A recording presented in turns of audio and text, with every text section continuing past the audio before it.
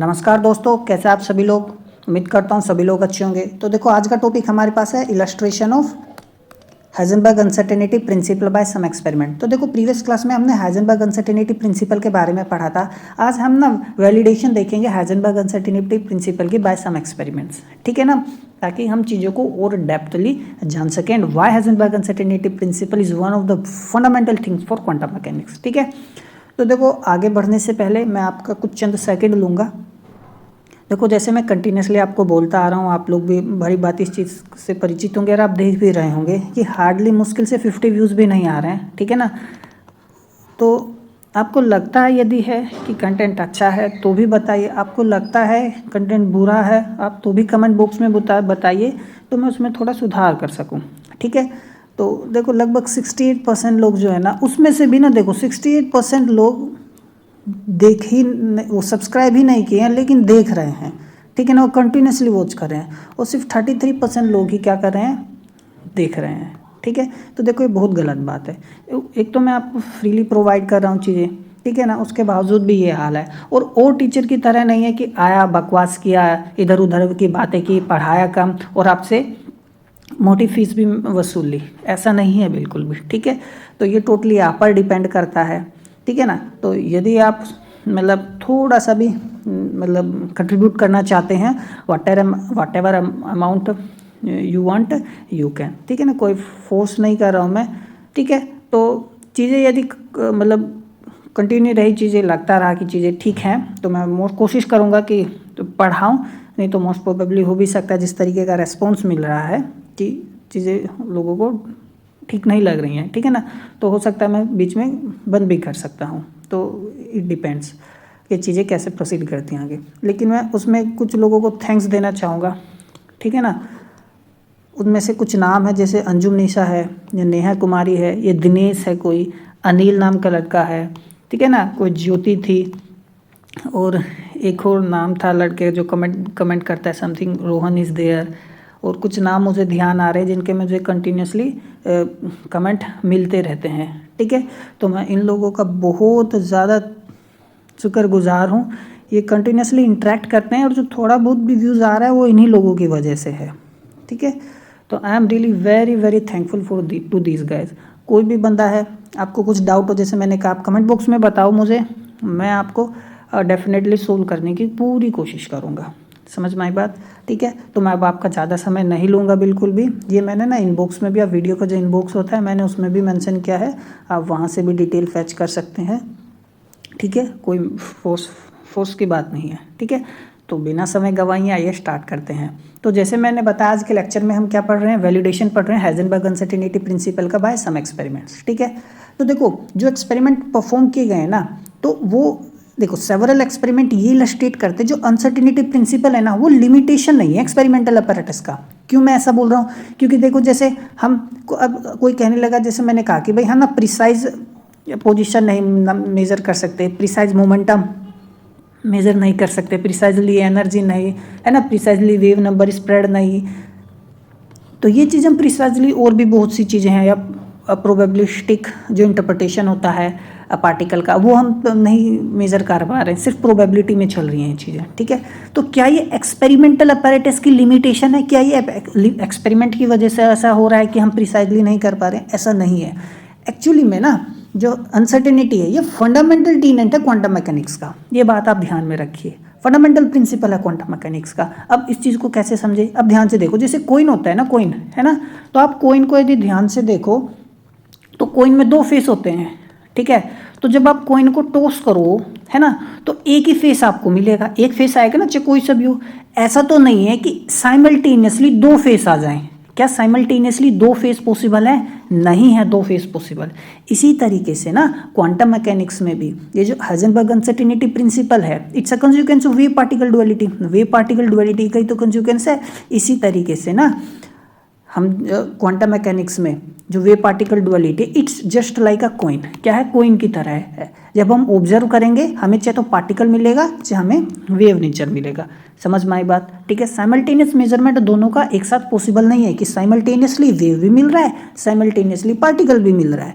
समझ में आई बात, यह कहने का मतलब है simultaneous measurement of position simultaneous measurement of momentum possible ही नहीं है। ठीक है, अब देखो हम परफॉर्म करेंगे 3 एक्सपेरिमेंट। पहला गामा रे माइक्रोस्कोप एक्सपेरिमेंट, जिसको हम थॉट एक्सपेरिमेंट बोलते हैं। थॉट एक्सपेरिमेंट क्यों, वो भी हम देखेंगे। Single slit diffraction experiment, double slit diffraction experiment. समझ में आई बात। तो आज के लेक्चर में हमारा फोकस सिर्फ गामा रे माइक्रोस्कोप एक्सपेरिमेंट पर ही होगा। आइए आगे बढ़ते हैं। अब देखो इसको ना हाइजेनबर्ग ने ही परफॉर्म किया था। देखो Heisenberg gamma ray microscope experiment बोलते हैं, तो ये क्या एक थॉट एक्सपेरिमेंट है, यानी इसको रियल में परफॉर्म नहीं किया गया था। जस्ट हमने क्या क्या सोचा, अच्छा ऐसा ऐसा मान लेते हैं, ये चीज़ ऐसे होगी, ये होगी, ठीक है ना, और फिजिक्स के लॉज का हमने बस ध्यान रखा। तो ये रियली में परफॉर्म नहीं किया गया था एक्सपेरिमेंट, इसको it is just an thought experiment. तो थॉट एक्सपेरिमेंट जनरली क्या होते हैं, इमेजिनरी एक्सपेरिमेंट ही होते हैं, है ना। जैसे मैंने बताया कंसिस्टेंट होते हैं लॉज ऑफ फिजिक्स को, हमें बस ये ध्यान रखना लॉज ऑफ फिजिक्स वैलिड होनी चाहिए, ठीक है ना। अब देखो तो इसी एक्सपेरिमेंट की वजह से हमने देखा, थॉट एक्सपेरिमेंट हाइजेनबर्ग ने ही परफॉर्म किया था, और उन्होंने देखा जो प्रिंसिपल उन्होंने दिया है uncertainty principle, it is valid. समझ में आई बात, ठीक है। तो क्या चीज़ें हैं क्या नहीं, आइए देखते हैं। तो इस एक्सपेरिमेंट में ना मान लेते हैं, मैं ज्यूम करते एक पार्टिकल है जैसे कि इलेक्ट्रॉन, उसको ऑब्जर्व करना है हमें। क्या करना है, ऑब्जर्व करना है, ठीक है। किसकी मदद से हम ऑब्जर्व कर रहे हैं, गामा रे माइक्रोस्कोप। अब माइक्रोस्कोप के बारे में तो आप जानते हैं, ठीक है ना। अब हमने क्या क्या गामा रेज की मदद से, गामा रेज की मदद से ना माइक्रोस्कोप से हमने क्या ऑब्जर्व करना है, इलेक्ट्रॉन। आप देखो यहाँ पे फिगर देखो, ये मेरे पास क्या है, इलेक्ट्रॉन है, ओ मान लेता हूँ मैं, ठीक है। अब ध्यान से देखो, तो ये जो इलेक्ट्रॉन है इस पर मैं क्या डाल दिया, लाइट। अब देखो कोई भी चीज़ हमें कब दिखाई देती है, किसी चीज़ की मुझे पोजीशन कब पता चलेगी, जब मैं उस पर लाइट डालूंगा। अब जैसे कि आप जैसे अपने रूम में हो, ठीक है ना, और रूम में क्या हो, लाइट बंद हो, तो जैसे आप रूम में एंटर करोगे और लाइट को ऑन करोगे, ठीक है ना, तो चीज़ें आपको दिखेगी कि चेयर कहाँ रखी है, टेबल कहाँ रखी है, बेड कहाँ पर है, समझ में आया, आपकी बुक्स कहाँ पर है। वो कैसे पता चला, क्योंकि इन सब से लाइट आपके पास आ रही है, समझ में आया, तभी तो वो चीज़ें दिखाई दे रही हैं। इसी तरीके से मैं इलेक्ट्रॉन को ऑब्जर्व करना चाहता हूँ, तो इलेक्ट्रॉन पर मैंने क्या डाली, लाइट डाली, और लाइट जब इलेक्ट्रॉन से स्कैटर होगी और वो फिर माइक्रोस्कोप के लेंस में जाएगी, समझ में आया, वहाँ से डिफ्रैक्ट होगी, तो हमें यहाँ क्या मिलेगा, एक डिफ्रैक्शन पैटर्न मिलेगा, ठीक है। अब ये डिफ्रैक्शन पैटर्न कैसे, वो चीज़ें हम बाद में देखेंगे, मैं भी आप चीज़ें को कॉम्प्लिकेट नहीं करना चाहता, बस अभी आप फिलहाल के लिए ये समझो, भाई इलेक्ट्रॉन हमें कब दिखेगा, जब हम उस पर लाइट डालेंगे, और लाइट हमारे पास आनी चाहिए, हम माइक्रोस्कोप में उसको क्या करेंगे, ऑब्जर्व करेंगे, जो लाइट आएगी। समझ में आई बात, ठीक है। अब ध्यान से देखो, तो हम किसका इस्तेमाल कर रहे हैं, गामा रेज। अब गामा रेज का क्यों इस्तेमाल किया, क्योंकि हाई एनर्जी फोटोन है, और हाई एनर्जी फोटोन है तो वेवलेंथ क्या होगी, शॉर्ट होगी। ये बहुत इंपॉर्टेंट बात है। देखो कोई भी क्वांटम पार्टिकल हमारे पास यदि है ना, तो कोई भी क्वांटम पार्टिकल है, यदि हमें उसके बारे में जानकारी लेनी है तो वेवलेंथ जितनी शॉर्ट होगी, यानी जितनी कम वेवलेंथ होगी, और यदि उसका पार्टिकल का साइज बहुत ही कम है ना, ठीक है ना, स्मॉल साइज है, ध्यान से देखो क्या है, स्मॉल साइज है, तो यदि मुझे उसकी जानकारी चाहिए तो मुझे वेवलेंथ भी स्मॉल ही होनी चाहिए। क्या होनी चाहिए, वेवलेंथ भी स्मॉल होनी चाहिए, ताकि उस पार्टिकल की प्रत्येक जानकारी मुझे मिल सके। समझ में आई बात, ठीक है ना। तो ये है, अब ध्यान से देखना। देखो जैसे एक गेट होता है ना, इसको ना एनालॉजी से समझो। अब जैसे गेट है तो कोई पार्टिकल यदि है तो वो मतलब इस गेट के अंदर क्या है क्या नहीं मुझे जानना है, तो उसका देखो साइज देखो गेट का, तो चाहे तो इस साइज से छोटा ही साइज होना चाहिए, कुछ अंदर जाना है, पार्टिकल है कोई अंदर जाएगा या है ना, तो उससे छोटी होनी चाहिए या इसके साइज के जितने होने चाहिए, तभी तो मुझे इसकी इन्फॉर्मेशन मिलेगी, है ना। समझ में, नहीं तो इन्फॉर्मेशन नहीं मिलेगी। इसी तरीके से कोई भी क्वांटम पार्टिकल की इन्फॉर्मेशन चाहिए तो जितना उसका छोटा साइज होगा उतनी छोटी हमें वेवलेंथ चाहिए उसकी जानकारी के लिए। समझ में आई बात, ठीक है। अब देखो ध्यान से, तो मान लो हमने वेवलेंथ क्या है, लाइट का लैम्डा वेवलेंथ हो गया। समझ में आई बात। तो जो इनिशियल मोमेंटम होगा क्या होगा फोटोन का, देखो ये वाई एक्सिस होगी, ये एक्स एक्सिस होगी। तो इनिशियल यदि मैं बात करूं, इनिशियल देखो हमने फोटोन ऐसे डाला है ना, तो एक्स एक्सिस में तो कोई मोमेंटम इनिशियली है ही नहीं, तो एक्स एक्सिस में इनिशियल मोमेंटम तो जीरो होगा। समझ में आई बात, मैंने क्या कहा, वाई डायरेक्शन में देखो फोटोन इनिशियली जो है, इनिशियल फोटोन सिर्फ वाई डायरेक्शन में तो डाला मैंने, इंसिडेंट है ना वाई डायरेक्शन में ही है, तो उसका मोमेंटम कितना, एच अपॉन में लैम्डा। वेवलेंथ होगी जो लाइट मैंने डाली है, और ये हमारे पास प्लैंक कांस्टेंट हो गया। समझ में आई बात मैंने क्या कहा, ठीक है। अब एक बात इंपॉर्टेंट नोट करो ध्यान से, देखो कम से कम एक फोटोन स्कैटर होना चाहिए इलेक्ट्रॉन से माइक्रोस्कोप में। अब देखो जब ये इलेक्ट्रॉन है, ठीक है, तो इससे स्कैटर होगा फोटोन, तो लेंस में जब फोटोन जाएगा तो कम से कम एक फोटोन तो जाना चाहिए या उससे ज़्यादा, एटलीस्ट लिखा हुआ है ना भाई, तभी तो हमें उसके बारे में जानकारी मिलेगी। अब जैसे मैंने यहाँ पे बताया था, अब हमें मान लो रूम में टेबल चेयर कहाँ रखी है, कैसे पता चलता है? जब उससे लाइट आएगी तो कम से कम एक फोटोन तो आना चाहिए उससे टकरा के हमारे पास, तभी तो हमें दिखाई देगा। उसी तरीके से इलेक्ट्रॉन भी हमें कब ऑब्जर्व होगा? तब हमें कम से कम एक फोटोन तो हमारे माइक्रोस्कोप में आना चाहिए, तभी हम उसको ऑब्जर्व कर पाएंगे। समझ में आई बात? यानी तभी तो इलेक्ट्रॉन विजिबल होगा, सीधी सी बात है। ये थॉट एक्सपेरिमेंट है, समझ में आया क्या है? थॉट एक्सपेरिमेंट है। अब देखो, तो इस प्रोसेस में जो स्कैटर्ड फोटोन होगा, है ना, वो क्या सफर कर रहा है? इलेक्ट्रॉन क्या सफर कर रहा है? Compton recoil due to gain of momentum. यानी कहने का मतलब है, जब ये फोटोन मैं इलेक्ट्रॉन पे डालूंगा तो हो सकता है इलेक्ट्रॉन से स्कैटर हो, ठीक है, तो कॉम्पटन स्कैटरिंग हो रही है। कहने का मतलब क्या है कि जो फोटोन मैंने डाला है ना, हो सकता है वो इलेक्ट्रॉन को रिकॉइल कर दे, है ना, क्या कर दे? रिकॉइल कर दे। समझ में आई बात? उसकी पोजीशन में कुछ ना कुछ तो चेंज आएगा। मान लो कितना चेंज आए, डेल एक्स चेंज आए। समझ में आ रहा है मैं क्या कह रहा हूँ? पहले से और बाद से कितना चेंज है? डेल एक्स चेंज आए, उसको परटर्ब कर दे। यानी फोटोन कुछ मोमेंटम किसको दे दे? इलेक्ट्रॉन को दे दे, तो उसकी पोजीशन चेंज हो जाएगी ना। वही हमें देखना है। वही पोजीशन कौन ऑब्जर्व करेगा? लेंस ऑब्जर्व करेगा। समझ में आया मैं क्या रहेगा? माइक्रोस्कोप ऑब्जर्व करेगा, ठीक है। तो वो कुछ मोमेंटम किसको दे देगा? इलेक्ट्रॉन को दे देगा। कौन? फोटोन। और कम वे उसका, जब कुछ ना कुछ एनर्जी इलेक्ट्रॉन को दे दी तो उसका एनर्जी थोड़ा सा स्कैटर्ड फोटोन का कम हो जाएगा। समझ में आया मैं कहना क्या चाह रहा हूँ? ठीक है, अब ध्यान से देखना इस बात को। अब देखो ऑब्जर्वेशन क्या होगा माइक्रोस्कोप में। देखो, at the instant when the electron is observed in the microscope, let 2 alpha be the angle subtended at the electron by the diameter A B of the instrument aperture. ये मेरे पास instrument हो गया, है ना, ठीक है। अब देखो, तो ये लेंस है, माइक्रोस्कोप है जो ऑब्जर्व, जिससे हम ऑब्जर्व कर रहे हैं। तो 2 अल्फा कहने का मतलब ये देखो क्या है, ये बीचों ये जो आप देख रहे हो ना, सेमी वर्टिकल एंगल अल्फा, और ये भी सेमी वर्टिकल एंगल इधर क्या है? अल्फा। यानी कहने का मतलब ये है, देखो ये एंगल मेरे पास अल्फा और ये एंगल मेरे पास अल्फा। तो जो फोटोन स्कैटर होगा, ध्यान से देखना मेरी पूरी बात, जो फोटोन स्कैटर होगा भाई, फोटोन ओ ए के अलोंग जा सकता है, ओ बी के अलोंग जा सकता है। ये जो कोन बना हुआ है ना ऊपर, ये कोन देखो, ये जो कोन बना हुआ है, या इस कोन के अंदर जा सकता है ना। समझ में आई बात? यदि ओ ए के अलोंग जाएगा तो एंगल अल्फा होगा, ओ बी के अलोंग जाएगा तो एंगल अल्फा होगा, या इस कोन के अंदर भी तो जा सकता है स्कैटर्ड फोटोन। तो मान लो उस केस में एंगल कितना होगा? थीटा होगा, जैसे यहाँ पे मैंने दिखाया हुआ है। समझ में आई बात मैं कहना क्या चाह रहा हूँ? ठीक है ना। तो scattered photon may enter microscope along the surface of the cone whose semi-vertical angle is alpha or along any other direction within the cone। या कोन के अंदर कोई दो डायरेक्शन है, जैसे मैंने यहाँ पे बताया, वैसे जा सकता है। समझ में आया? तो हमें थॉट चल रहा है, तो हम क्या कर रहे हैं? हम तो चाहते हैं उसको ऑब्जर्व करना। समझ में आई बात? क्यों? क्योंकि देखो इधर यदि आ गया फोटोन, ओ ए से अलोंग इधर स्कैटर हो गया, या इस साइड स्कैटर हो गया, इधर स्कैटर या इस साइड स्कैटर होगा, तो वो तो माइक्रोस्कोप के अपर्चर से बाहर चला गया। माइक्रोस्कोप के अपर्चर से बाहर चला गया तो दिखेगा नहीं, जो कि हम नहीं चाहते। हमें तो ऑब्जर्व करना है, तो हम ऑब्जर्व करेंगे कब? जब वो ओ ए और ओ बी के अंदर रहे, ओ ए और ओ बी के अंदर रहे। समझ में आई बात? ठीक है ना, मैं क्या कहना क्या चाह रहा हूँ। तो सपोज कर लो जो स्कैटर्ड है फोटोन, स्कैटर्ड फोटोन है, एंटर करता है अलोंग ओ ए। मान लो कि ओ ए के अलोंग एंटर कर गया, एज्यूम करो। समझ में आई बात? ठीक है, तो मोमेंटम क्या होगा फोटोन का? एच अपॉन में लैम्डा डैश। जैसे इनिशियल फोटोन का मोमेंटम कितना था? एच अपॉन में लैम्डा, है ना। समझ में आया? ये तो इंसिडेंट फोटोन का मोमेंटम है, और ये क्या है? स्कैटर्ड फोटोन का मोमेंटम है, एच अपॉन में लैम्डा डैश। कोई डाउट है? अब ध्यान से देखो, गौर से। अनसर्टेनिटी हम देखो उसकी पोजीशन में क्या आएगी। देखो कौन ऑब्जर्व कर रहा है? माइक्रोस्कोप ही तो ऑब्जर्व कर रहा है। देखो, the minimum distance between 2 points in the field of view that can be distinguished is called the limit of resolution. अब जो ऑब्जर्व कर रहा है ना, कौन? माइक्रोस्कोप ऑब्जर्व कर रहा है।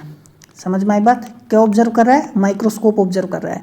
तो 2 पॉइंट के बीच में यदि माइक्रोस्कोप डिस्टिंक्टली देख सकता है तो वही तो उसका रिजोल्यूशन होगा। मान लो, समझ में आया ना कहना क्या क्या चाह रहा हूँ। तो मान लो मिनिमम डिस्टेंस, 2 पॉइंट के बीच का जो मिनिमम डिस्टेंस है ए बी है, ठीक है ना, यदि इससे कम हो जाए तो माइक्रोस्कोप को दिखेगा नहीं। यदि ए बी से ज्यादा हो जाए तो माइक्रोस्कोप अच्छे से ऑब्जर्व कर लेगा। तो लिमिट क्या हुई रिजोल्यूशन की? ए बी तो ही। समझ में आया? तो इसको हम क्या मान लेंगे? Del x. मतलब भाई यदि डेल एक्स पोजीशन में अनसर्टेनिटी आए फोटो उसकी इलेक्ट्रॉन की, तो इलेक्ट्रॉन दिख जाएगा। यदि जो रिजोल्यूशन पावर है ना माइक्रोस्कोप की, यदि इसके इस डेल एक्स हुई या डेल एक्स से ज़्यादा हुई तो इलेक्ट्रॉन देख वो माइक्रोस्कोप किस कौन क्या ऑब्जर्व कर लेगा? इलेक्ट्रॉन को ऑब्जर्व कर लेगा। समझ में आया मैं कहना कह रहा हूँ?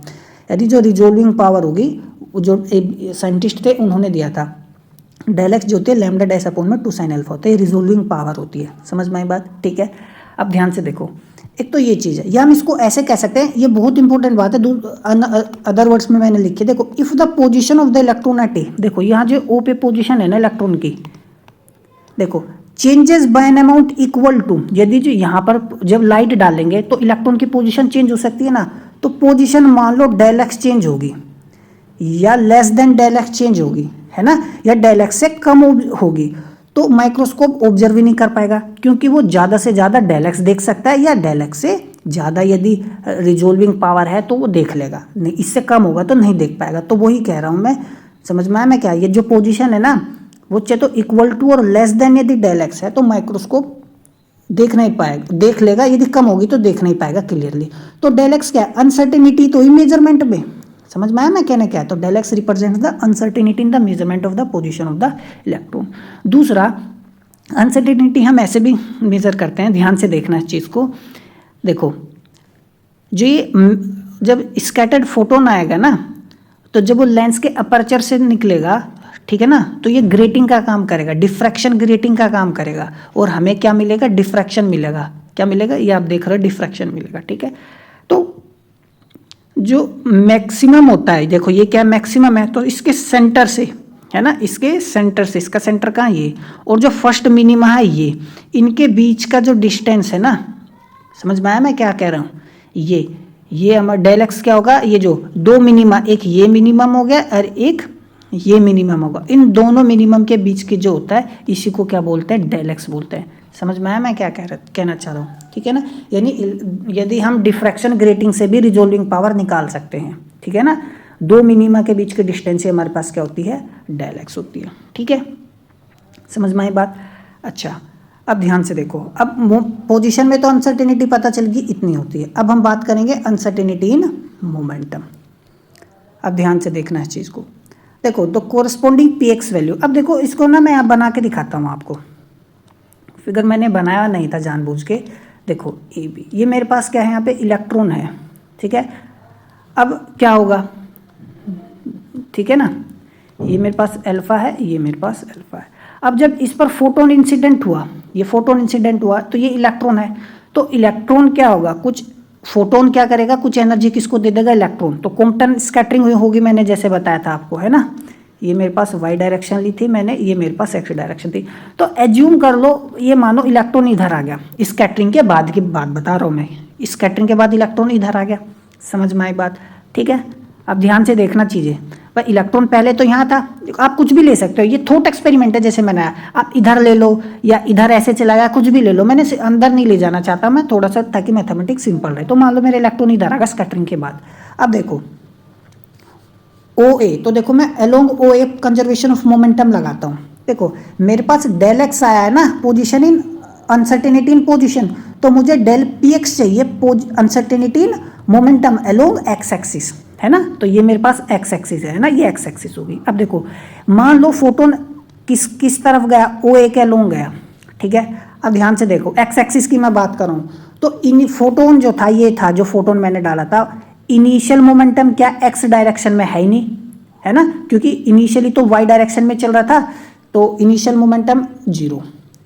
इलेक्ट्रॉन का इनिशियल मोमेंटम जीरो, क्योंकि रेस्ट में हमें ज्यूम किया, ये रेस्ट में हो गया, इज इक्वल टू, अब ये मेरे पास इनिशियल मोमेंटम फोटोन का हो गया प्लस में इनिशियल मोमेंटम इलेक्ट्रॉन का हो गया, समझ में, इक्वल टू।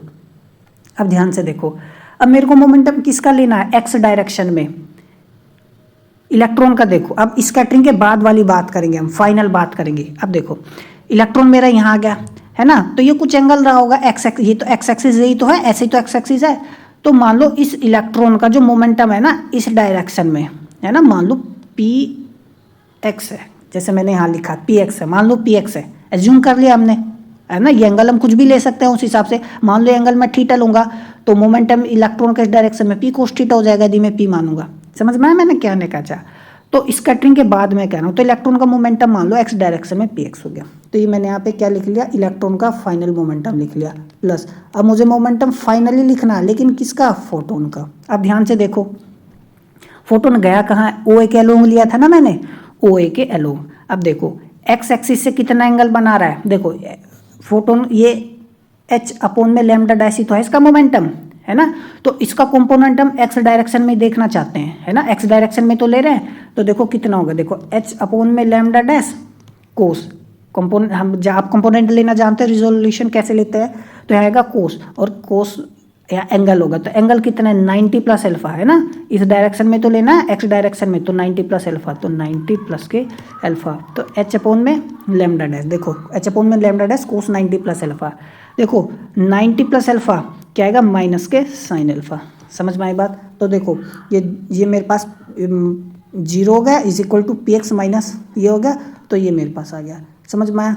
तो मैंने वे के अलोंग लिया, ये हो गया। ऐसा भी तो हो सकता है कि फोटोन मेरा ओ बी के अलोंग चला जाए, मेरे को अनसर्टिनिटी जो होगी इसी यही तो मिलेगा, यही तो इसी रीजन में तो मुझे इन्फॉर्मेशन मिलेगी। ओ ए के अलोंग ले ली, अब ओ बी के अलोंग देखो, ओ बी के अलोंग भी हमने ऐसे ही किया। देखो इनिशियल मोमेंटम फोटोन का क्या होगा एक्स डायरेक्शन में, क्या एक्स डायरेक्शन में इनिशियल मोमेंटम। समझ में आई बात। और ये किसका, फोटोन का, इलेक्ट्रॉन का इनिशियल मोमेंटम क्या होगा एक्स डायरेक्शन में 0, क्योंकि एक्स डायरेक्शन में तो मोमेंट फोटोन है ही नहीं ना, इलेक्ट्रॉन तो रेस्ट में था। आप ध्यान से देखो, अब इस केस में यदि फोटोन ऐसे गया तो मेरे पास मान लो मोमेंटम क्या होगा इलेक्ट्रॉन का पी डैश एक्स हो गया, ये मैंने पी एक्स डैश ले लिया। समझ में आया। तो देखो पहले तो पी एक्स था, फिर उसके बाद पी डैश एक्स ले लिया। समझ में आया, ठीक है, कोई डाउट है। अच्छा, किसका, इलेक्ट्रॉन का एक्स डायरेक्शन में ले लिया, क्योंकि मुझे एक्स डायरेक्शन में चाहिए। अब उसके बाद क्या करना है, मोमेंटम मैंने वो फोटोन ऐसे तो गया, इस बार मैंने ऐसे लिया ओ बी के अलोंग, ठीक है। तो क्या होगा, तो मुझे ये एंगल चाहिए, है ना। तो ये एंगल कितना, देखो एच अपॉन में लैम्डा डैश कोस, तो ये एंगल कितना है इस एक्स एक्सिस के साथ 90 माइनस अल्फा। तो मैं जब 90 माइनस अल्फा लिखूंगा एच अपॉन में लैम्डा डैश, तो ये कितना आएगा साइन अल्फा। समझ में आई बात। तो देखो साइन अल्फा हो गया, तो पी डैश एक्स आ गया, ठीक है। जो कंपोनेंट है मोमेंटम का इलेक्ट्रॉन का, उसमें स्प्रेड कितना है, समझ में आया। तो देखो इनमें से एक वैल्यू क्या होगी, देखो ये डायरेक्शन आ गई ना। समझ में आया मैं कहना क्या चाह रहा हूँ। तो स्प्रेड क्या होगा, दोनों में से किसी एक, ज़्यादा में से कम, क्या कम में से ज़्यादा। देखो दोनों ऑप्शन के दोनों का तो वैल्यू सेम है, घटाने पर तो 0 आ जाएगा, जो कि इम्पॉसिबल है, हम लेना नहीं, अनसर्टेनिटी तो 0 हो ही नहीं सकती ना। तो क्या करेंगे, तो इसको ऐसे समझो, मान लो कोई 2 वेक्टर क्वांटिटी है ना, एक में से ज़्यादा में से कम को घटा दिया, तो हमें पता चल गया डेल पी एक्स हमारे पास आ गया कितना है। समझ में आया। ये मान लो मेरे पास पी डी एक्स है, ये है, तो एक ज़्यादा में से कम को हमने घटा दिया, तो मेरे पास अनसर्टेनिटी आ गई, स्प्रेड आ गया। तो ये माइनस लगाएंगे, यहाँ माइनस था 2h साइन अल्फा अपॉन में ये मेरे पास आ गया, ठीक है। समझ में आई बात। एक मैं बहुत इंपॉर्टेंट बात आपको यहाँ बताना चाहता हूँ, आप दुनिया भर की किताब पढ़ लेना, आपको कोई बताएगा नहीं, ना ही आपको बुक में पता चलेगी। ध्यान से देखना आप, देखो जब हमने इसको प्रूफ किया है, देखो ध्यान से गौर से देखो, यदि आप डेल एक्स का वैल्यू सिर्फ ये लोगे ना, ये मैंने तो दोनों साइड लिया मिनिमम का, तो जब सिर्फ आप ये वैल्यू लेंगे तो मोमेंटम में भी आपको एक ही साइड का मोमेंटम लेना पड़ेगा। समझ में आया। तो डेल एक्स और फिर डेल पी का प्रोडक्ट कर देना। यदि आप ये लोगे अनसर्टेनिटी, ध्यान रखना क्योंकि अलग अलग बुक में ना अलग अलग हिसाब है, तो यदि आप ये पूरी अनसर्टेनिटी लोगे तो फिर आपको ना दोनों साइड का मोमेंटम लेना पड़ेगा अनसर्टेनिटी में, ये भी और ये भी। समझ में आया मैं कहना क्या चाह रहा हूँ। तो ये बात का ध्यान रखना विशेषकर। तो ये हो गया। तो जो कॉम्बिनेशन होगा पोजीशन एंड मोमेंटम अनसर्टेनिटी का, देखो डेल एक्स का वैल्यू रखा, डेल पी का वैल्यू रखा, लैम्डा से कट गया, 2 से 2 कट गया, तो मेरे पास कितना है del x del p x जो है एच आ गया। समझ में आया। आपको काफ़ी बुक में देखोगे आप ऐसे मिलेगा लिखा हुआ, है ना, कि अब ये अप्रोक्सीमेटली एच कट आ गया, है ना, ये आपको हो सकता है 2h लिखा मिले। देखो हमें सिर्फ ऑर्डर मैटर करता है हमारे लिए, क्या मैटर करता है, ऑर्डर, है ना, उसको ध्यान रखना है और कुछ नहीं। समझ में आया मैं कहना क्या चाह रहा हूँ। तो ये वही बात जो मैंने बताई आपको। अब देखो जैसे कि मैंने अभी आपको बताया था ना ऊपर कि यदि आप ये डेल एक्स लोगे तो एक ही साइड का मुझे फिर डेल पी भी लेना पड़ेगा, एक ही साइड का पी लेना पड़ेगा, ठीक है। उसी तरीके से यदि ये दोनों का लोगे तो मुझे दोनों साइड का मोमेंटम देना पड़ेगा, तब होगा ये, और कुछ नहीं है। अब देखो लेकिन ये प्रूफ नहीं है। समझ में आया मैं क्या कह रहा हूँ। ये अनसर्टेनिटी प्रिंसिपल का प्रूफ नहीं है, क्योंकि रियलिटी में अनसर्टेनिटी प्रिंसिपल होता क्या है मैंने बताया था। रियलिटी में एग्जैक्ट स्टेटमेंट अनसर्टेनिटी प्रिंसिपल का ये होता है। लेकिन ये तो वैलिडेट, लेकिन ये तो है तो उसी ऑर्डर का, समझ में आया? आपने यदि अनसर्टेनिटी प्रिंसिपल जब मैंने पढ़ाया था तब बताया था, तो एक कंसिस्टेंट तो है हाइजेनबर्ग अनसर्टेनिटी प्रिंसिपल से। तो at this point it is important to understand that this thought experiment is not a proof of uncertainty principle. ये प्रूफ नहीं है अनसर्टेनिटी प्रिंसिपल, ये लेकिन ये वैलिडेट तो करता है। समझ में आया? फॉर्म तो वही आई है, समझ में आया? फॉर्म वही है, ठीक है। तो it is a validation of the limits contained in the principle of an idealised experimental situation, ठीक है। तो ये था हमारा आज का लेक्चर। तो उम्मीद करता हूँ आपको लेक्चर पसंद आया होगा। तो मिलते हैं अगले लेक्चर में, तो तब तक पढ़ते रहिए। नमस्कार, ठीक है।